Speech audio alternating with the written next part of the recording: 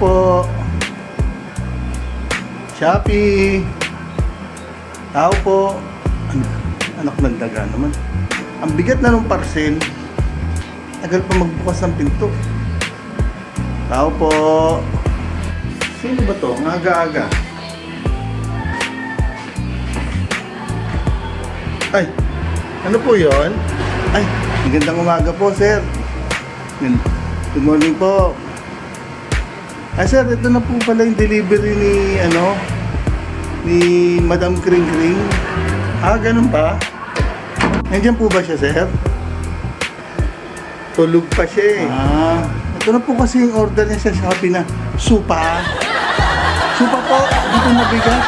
Ah, okay. Opo, kung po pwede ito ilapag. Kasi ilapag ko po muna, medyo mabigat po kasi.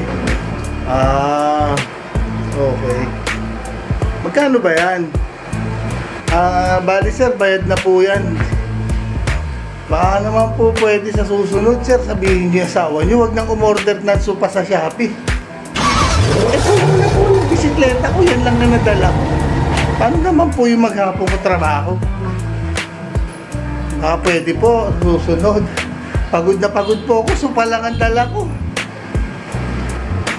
Teka lang, kuya. Huwag ka nang magalit. Diba, trabaho mo yan eh. Hindi naman po sa gano'n. Hindi naman po ako nagagalit. Parte po ng trabaho ko yan. Okay. Hindi ka na naman pala. Meron po ba kayong tubig? Sandali. Kukuha kita ng tubig. Ito yung tubig mo. Salamat po. Wala po ba kayong ibang baso? Ang ganda ng bahay mo. Ang baso niyo, plastic. Kasi paborito kasi ng asawa ko yung ganyang kulay pink. Pabayaan mo na. Pwede na rin po ito. Paano po?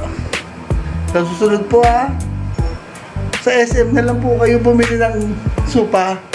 Parang awa nyo na sa aming mga rider. Sige po, salamat.